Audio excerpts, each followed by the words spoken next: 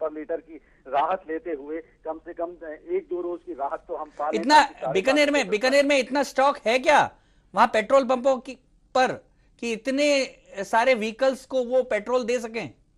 ये बड़ा मुश्किल है कि तमाम लोगों को पेट्रोल मिल पाएगा, लेकिन तमाम लोग इसी उम्मीद में हैं कि काश कुछ पेट्रोल हमें हाथ आ जाए। कई पेट्रोल पंप ने तो ये कर दिया है कि वो 1-2 लीटर से ज्यादा पेट्रोल नहीं दे रहे हैं। हर वाहन को 2 लीटर पेट्रोल से ज्यादा वो नहीं दे रहे हैं, लेकिन बावजूद इसकी लंबी लाइनें यहाँ लगी हुई हैं। लोग धन्यवाद नासिर। तो कुल मिलाकर राशनिंग शुरू हो गई। देखो जी, ये पुराना जमाना 70 और 80 के दशक का जमाना याद आने लग गया कि जब राशन कार्ड पर केरोसिन का तेल मिलता था, पेट्रोल के भी, डीजल भी, यहाँ तक कि किसानों को डीजल राशन कार्ड दिखाने पे उनके कार्ड बने हुए थे।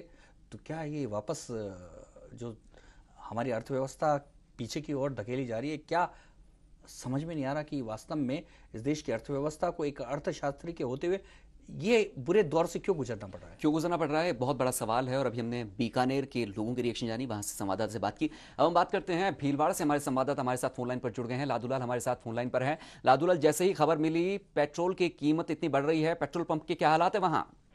जी दीपक, मैं बताना चाहता हूं कि पेट्रोल पंपों पर पुलिस तैनात कर दी गई है और कहीं जगह लड़ाई झगड़े की स्थिति हो रही है और पेट्रोल पंपों पर लंबी लंबी लाइनें लगी हुई है।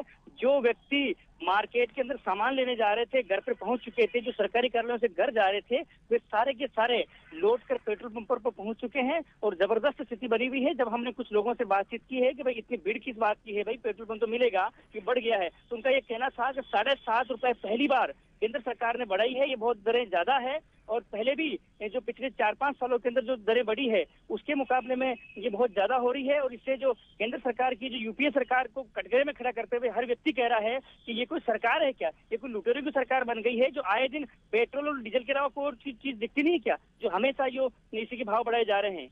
लादूलाल, अगर बात करें वहां पेट्रोल पंप्स की, जिस तरीके से आपने कहा कि पुलिस को भी तैनात होना पड़ा है, कई जगहों पर लड़ाई झगड़े की खबरें आ रही हैं, क्या इसके बाद में वहां पर, अगर पेट्रोल पंपों की बात करें, वहां पर इतना स्टॉक है, वो लोगों को पेट्रोल दे रहे हैं? क्योंकि आमतौर पर देखा जाता है कि ऐसे वक्त पर पेट्रोल देना बंद कर दिया जाता है, उनका कहना होता है कि आउट ऑफ स्टॉक हो चुका है।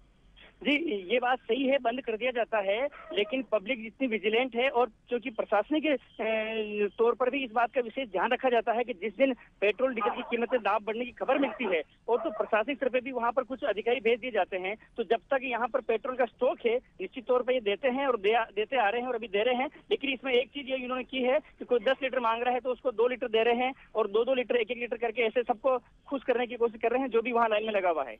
धन्यवाद लादूलाल हमसे जुड़ने के लिए। अभी यहाँ रुकेंगे एक छोटे से ब्रेक के लिए। ब्रेक के बाद वापस से बात करेंगे कि किस तरीके से 7.5 रुपए प्रति लीटर की जो बढ़ोतरी है उसने आम जनता को किस तरीके से प्रभावित किया है, जनता की आवाज क्या है, जानते। पहले रुकेंगे एक छोटे से ब्रेक के लिए।